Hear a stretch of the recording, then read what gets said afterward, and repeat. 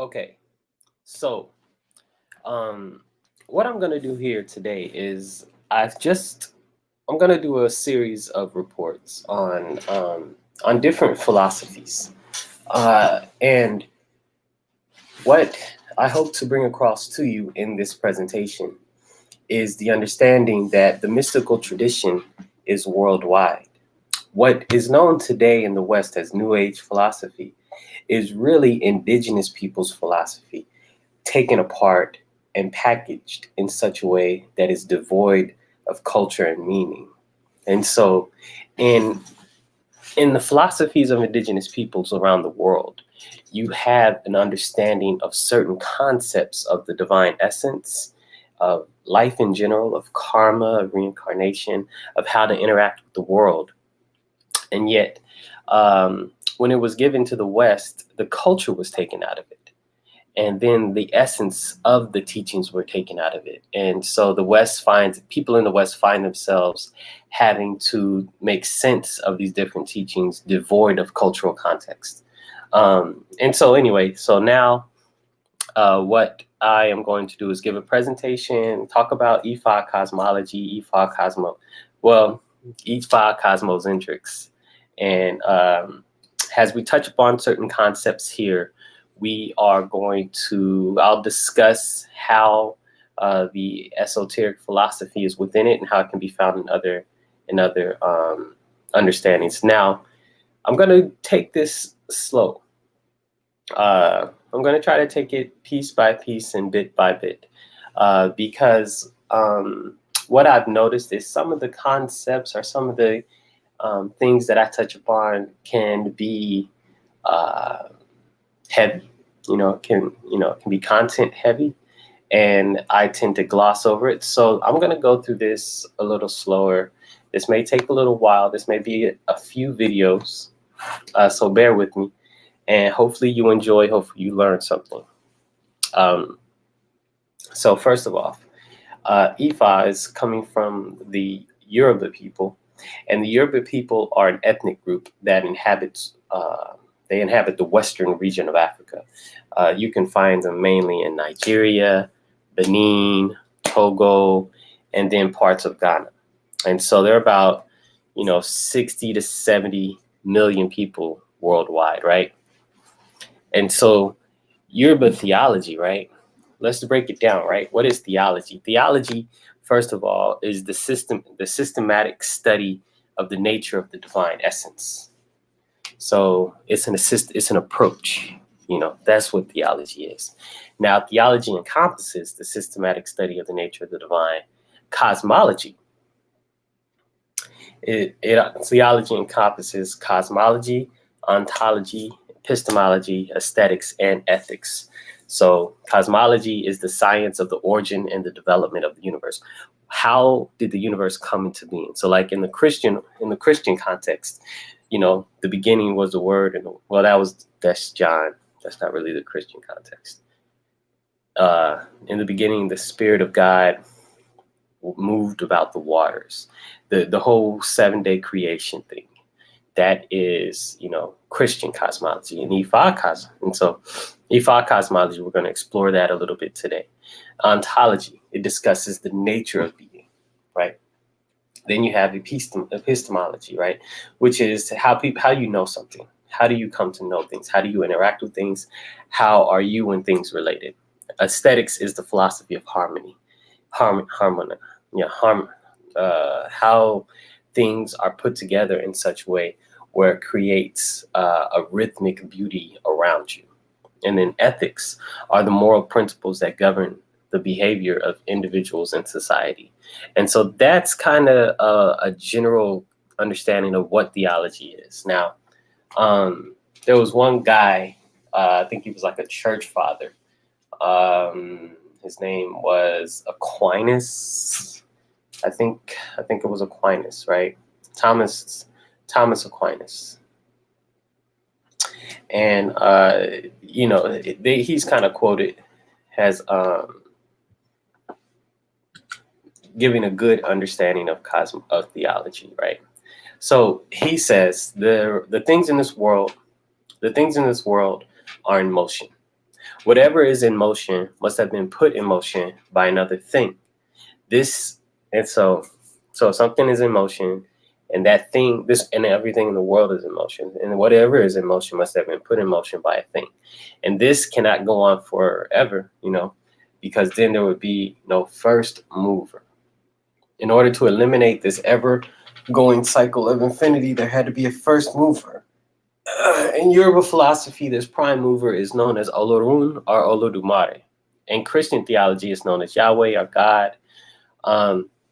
In Indian philosophy, it is Brahma, Vishnu, the divine essence. And so that's kind of what you have right now. That's off the top of the dome. That's what I got. And so you have this idea of a first mover, but in truth, you have this first mover moving things continuously. It is a continuum. You see, Thomas Aquinas had to say that in order to bring the idea back to God. You understand? But it is this process of creation is an ever creating process. It is ever moving, ever evolving, ever growing, ever going process. And so that would be a small, slight difference in my understanding, but there is a need for a first mover and a first cause. And there is a prime cause in each creative cycle. So has creation in this world, as in creation, there are states and levels of creation. There are times in which creation does not exist, and there are times in which creation does exist. And so we are in one of those times in which existence is existing. But there is a time in which existence does not exist. So understand that. So now when you look at Yoruba, right, they don't see their system as a religion. It's more of a practical philosophy.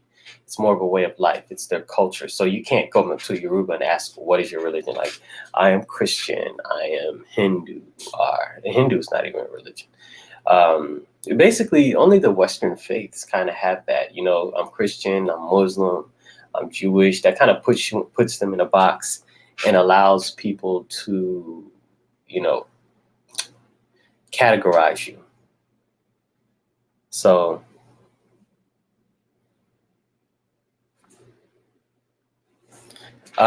in Ifa, that's not really it, because Ifa are the Yoruba people. When you ask this type of question, these people are going to respond with who the deity that they're initiated into. They're initiated into rituals and rites. So in the Yoruba, they have a word for religion called Isin. And this means to serve. And really, it's only used when referring to the Muslim and Christians in the country. However, like I said, when they refer to themselves, they discuss the person that they're devoted to, whatever. So if a person is devoted to the deity of Eshu, it would be a devotee of Eshu. They do have something called Asa Ible or Oro, which means the customs of the country. So like the Oro of the European is Christianity. The Oro of the Yoruba is something called Oro Ili Tabi Babawa, which means we are performing the established customs of our land and of our ancestors. And by the way, all of my information comes from this book, The Holy Odu by Ewo Fatigabe Fatunmimba Fasola. So this is simply a report on Yoruba theology and philosophy that has come through this person. It's not by any means complete. And if you know more, say more. You know what I'm saying? Help further this discussion. Because one of the things that India has really done really well is promote its spiritual philosophy to the world. So whenever you run across a New Age brother or sister, whenever they start talking, if you study theosophical works, if you study Annie Besant, if you study G. Day Peruker, if you studied The Divine Life, I forgot the brother's name, but if you studied Madame Blavatsky, by and large, what you're studying is Indian philosophy, right? And Indian philosophy has taken over or you can study Chinese philosophy. The biggest thing that these brothers and sisters have done, or these cultures have done, is they have put their information out into the world. Now, what we need to do is have an explosion, I believe, of indigenous African information. Because now maybe it's just the circles that I run in and the people that I come across, but I do not see that a lot. And I think it is important that African spirituality, African conceptions of reality come to the forefront, so that people will know and that they can be more widespread. Because brothers and sisters are on the path of initiation, and we need to know, indigenous cultural understanding and ways of being. So anyway, so in Yoruba, right? So you have 5 basic categories of like religious practice. So number 1, you got God has the ultimate explanation of the universe. God is everything. God is in all things. God created all things, right? God began and God will end everything in existence, right? Then you have spirits. Now there are deity type spirits, superhuman, spirits, and then you have ancestors. Ancestors are humans that are now in the spiritual world.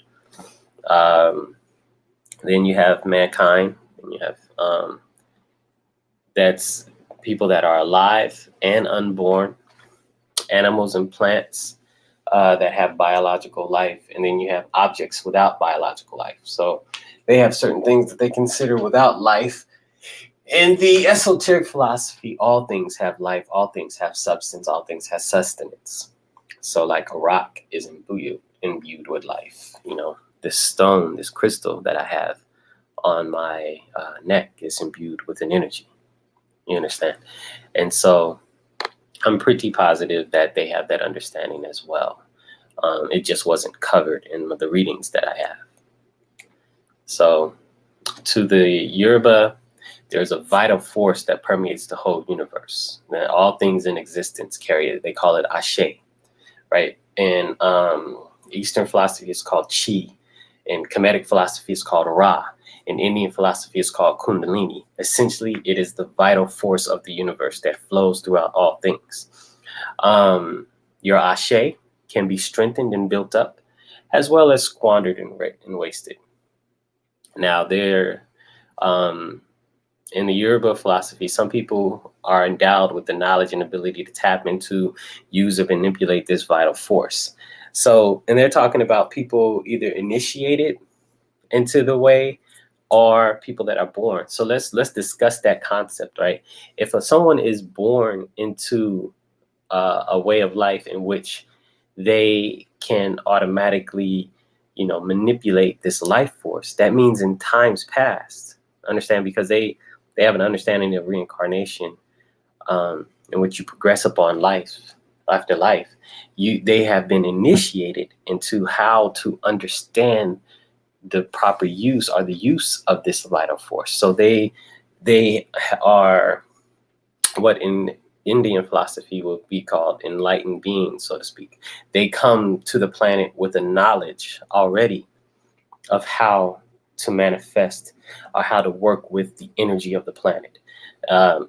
Similar to the concept of the enlightened being, or the conscious, knowledgeable being in the Eastern context.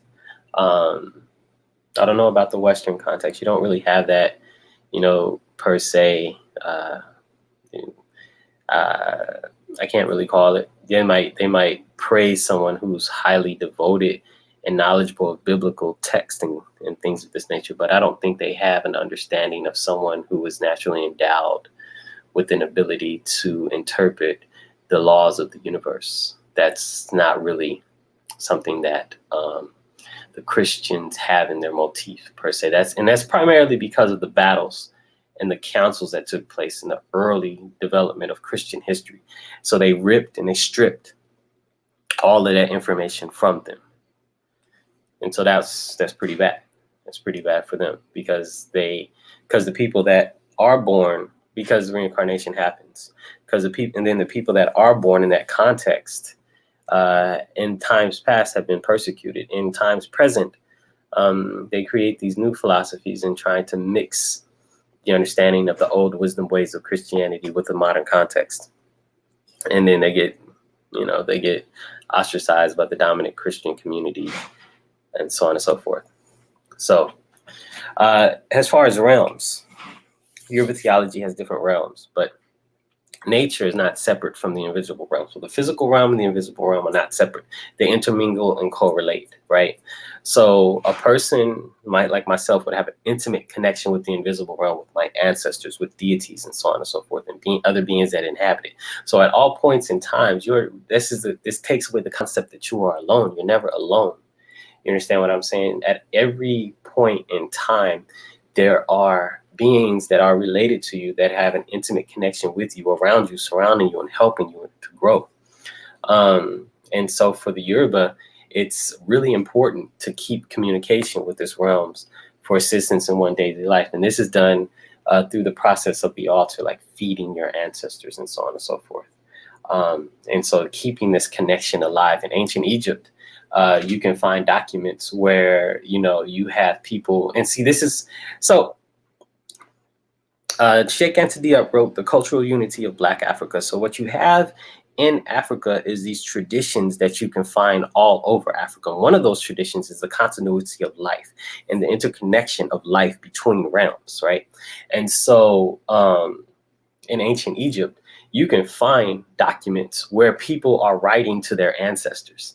And you actually have one document where this dude was like threatening his ancestor, like, dude, if you don't get me this girl, I'm not gonna feed you. It's like there was this intimate like communication, like text messaging, the ancestors to do things for you. So for the Yoruba, the ancestors are more powerful than you are because they have access to the spiritual world, and all things happen first in the spirit realm before they manifest on the physical. And so what you are trying to do as you communicate with your ancestors, and if you ask for things, is you are trying to ask the ancestors and the deities to move elements in the spiritual world for you. You understand? So it's reminiscent of like the biblical axiom, as above and so below. And then Paul's idea of spiritual bodies and a spiritual kingdom in heavens, so to speak. So it's that part did make it into the Christian metaphysics. You understand? So in Yoruba theology, in relationship to reincarnation, this is one where we I would say we differ a bit. But of course, I've not been initiated into the Yoruba line. So if I'm wrong, correct me, contact me, correct me. But anyway, you reincarnate through your kinship line. So, you are your great grandfather reborn or your great great grandfather reborn. And so as a result, ancestor veneration is of prime importance. It's of great, great importance. And then also, this is the reason to make the world better than the way you found it, because you're coming back to it. You understand? And so you want to come back to a world that is functional. And this type of philosophy would be good to have in today's modern context, because in today's modern context, people always say you only live once. And this is why we are continuing to destroy the planet that we live upon and inhabit. It's like we get what's good for us, and we do not care about our descendants, who are our ancestors, who are going to come back and have to fix the things that we are allowing to move forward. You understand? And so, I've run across a lot of people who the concept we are our ancestors reincarnated is really deep, and it implies some sort of like force within it that should move you. And it does, and it's true. But at the same time, I want to say that you are not relegated. So that's Ifa cosmology. In the universal cosmology, or in Indian philosophy, you are not relegated to reincarnation through your kinship line only. your reincarnation is through your experiential need. However, reincarnation through experiential need has led to a philosophy of leaving one's family to search for spiritual development, versus another philosophy of you have family curses that you are responsible for. There was one, I don't remember the YouTube video it was that I watched, but there was this one person who was, I think it was Nefertiti, who was talking about the abhorrence of African spirituality and how one person, like the girls of a certain village were continually, the girls of a village was being taken to the priests of another village because of a supposed slight that an ancestor made in that line. And so now they had to perpetually pay with young girls going to these African priests, right? So that's a flaw in that system and ideology of thinking as far as reincarnation is concerned, because you are held captive to the actions of your ancestors. And then the flaw, however, it creates, you have a strong commitment to family in that. But the flaw in the Eastern context is that there is no commitment to family. You kind of you're kind of doing your own thing. And so I think the truth lies in the middle. You understand? I think the truth lies in the middle. And in truth, it would lie in such a way that if you we'll discuss this a little later on, but if you just kind of go about your life and you're not interested in developing spiritually, then you would be beholden to what, in popular terminology in today's context, it would be called generational curses. And you continue to carry the energy of your family line. But if you go through spiritual initiation, and break those generational curses, then you create a new destiny I would imagine for you and your ancestors. I remember Shechem at one lecture said that when a person becomes enlightened or reaches a certain stage of spiritual development, he or she enlightens the whole line of ancestors behind him. So there is a connection, a spiritual connection. I like that. That's nice. And then me recently, having spent a decade away from my family per se to go on this journey of spiritual initiation, and then reconnecting recently with my old life, I can see the bonds that are there. They're never broken. The bonds, I've watched, nuns and monks still hold bonds to their family. So there will always be a spiritual bond that you have with your auntie, your uncle, your grandfather, your grandmother. These are your bonds, and you have a responsibility to them. You can never break them. That's a false teaching. You can never break the bonds you have with your family. And you do have to work through your generational, you just like you would have, you do have to work through your generational curses. And you can break them. You definitely can break them. By moving on and becoming a stronger being, by holding more ashe, or spiritual power within your being.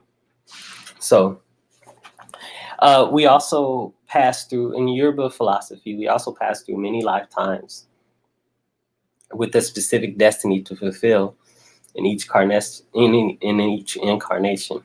And all these destinies tie into each other. And then to remember this destiny, Ifa is used.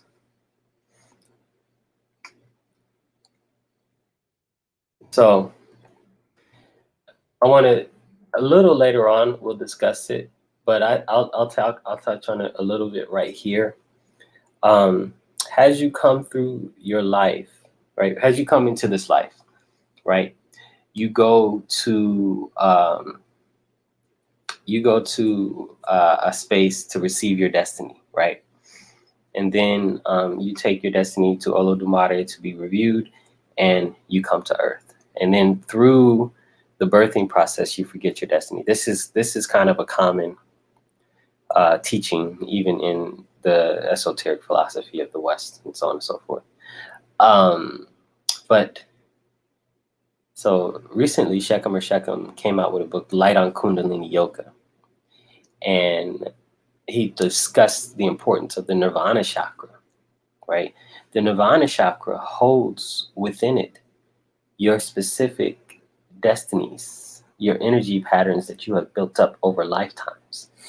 And as you move forward through spiritual initiation, you go back over and over to the energies within that Nirvana chakra, and you call forth the karmic debt that you owe until you cleanse it, because Nirvana means extinction. So until you extinguish your karmic realities or your karmic debts, and then you begin to walk as a divine being without the baggage. And so you can create a peaceful, more beneficial way of being, way of life as you move forward. And so that's one thing that I have come to intuit as I've gone through my different initiations and I've studied different materials. Now, how the Yoruba view the cosmos. So the cosmos for the Yoruba is like the yin and yang concept, right? So it's opposites. There's heaven and earth, day and night, masculine and feminine, physical and metaphysical, body and soul, inner and outer, hot and cold, hard and soft, left and right, life and death, up and down, success and failure, right? So this is the interplay of the opposites that are in physical manifestation, right? That's the yin and the yang of the world. It is like the Memphite. I think it's the Memphite theology, but I know it's called the Ogdod. And it's the 8 opposites: Amun, Amunet, Nun, Nunet, Hu, Huet, Ku, Kuket, of ancient Kemetic philosophy, right? This is the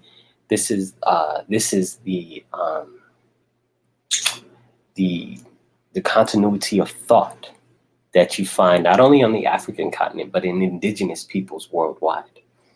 So the Yorubas say the great mystery of Olorun, the original mover, the original essence is unity beyond opposites.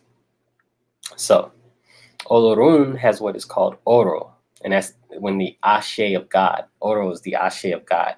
So when Oro passes through the physical realms and becomes Ila, which is formless Ashe, polarities are created. So in order to have physical manifestation, you have to have duality. You have to live in a dualistic world. And my brother, Dr. Amin, is always talking about going beyond duality in order to, achieve true existence. So balancing these forces, balancing right and left, male and female, night and day, life and death, physical and metaphysical, body and soul, is what achieves cultural, social, and individual harmony. So how the Yoruba view the human. They say the humans are triple beings, right? They're comprised of spirit, body, and soul. Now you have problems in your life that come from negative energy, or they may have like supernatural origins, like witchcraft and so on and so forth. Someone's performing juju on you. Now, the universe to them is made up of 2 realities: the visible worlds and the non-visible material worlds, or the non-invisible worlds. And everything in existence, everything that exists, is a form of good and evil. And it manifests in the invisible world. To the Yoruba, there are 2 reasons why things happen. You need to restore your balance in your life and increase your ashe, or there's supernatural origin for what you're experiencing. And then because everything has a supernatural origin, the Yoruba appeals to supernatural entities in the invisible realm, in the Orun, in order to receive assistance to deal with the issues that they're facing. So for the, in regards to the supreme being, to the Yoruba, the supreme being is genderless, and it's the unity of all things. It's the supreme being is called Olodumare, which is like an aspect of Olorun.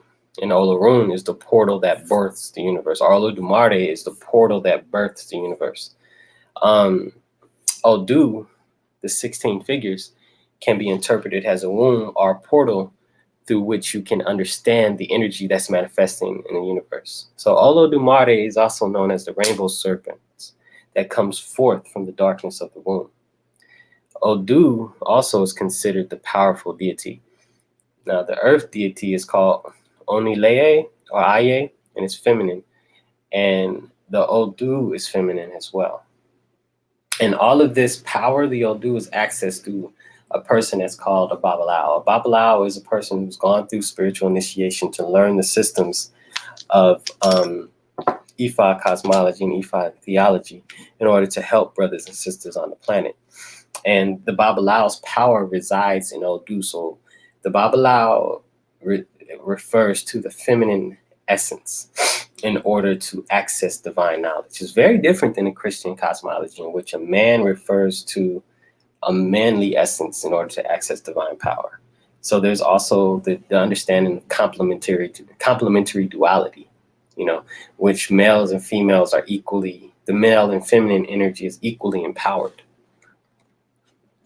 So when the Yashe of God passes through to the invisible world, polarity is created, right? The most significant is the masculine and feminine polarity. So it's like electromagnetism and gravity, right? Electromagnetism is light energy. It's masculine, it's expansive, it carries atoms and molecules. Gravity is contractive energy. It's feminine. It pulls things together to make forms like stars, planets, families, and individuals. It's like just, it's like a guy, right? A typical brother is out there trying to do his thing. Like, men find definition in their ability to influence the world. Women and create. Women find definition in their ability to create family and bonds and ties. Women like to bring you in. Men like to go out and experience what's out. So that's the dynamic. A little hit on the game, boys. And the balance between the two creates life, right? The Yoruba, their understanding of Olorun, right? There is no worship of this high God. The high God is beyond conception, is beyond the human mind's ability to understand what it is. So there's no shrine, there's no object or initiation into the high God. Olodumare and Olorun are not exactly the same. Olorun is made up of two words, right? To give you a conception of what Olorun is. It's Ol and then Orun. Ol means the owner of, and Orun is the invisible realm. So the owner of the entire invisible realm. This would include Olodumare.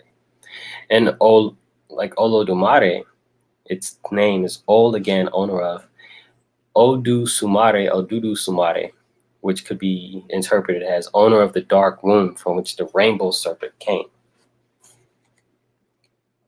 So that will kind of be, and I find it very interesting that it calls Olodumare the rainbow serpent, and connecting that, like, if you know me, I'm specifically one who loves the chakras and who loves Kundalini energy and chi and so on and so forth. So I find it very interesting that they should say rainbow serpent. That is very interesting. So that's my conversation about Yoruba philosophy today. That's part one. Tune in another time to access part two. And I hope you've enjoyed. Peace and blessings.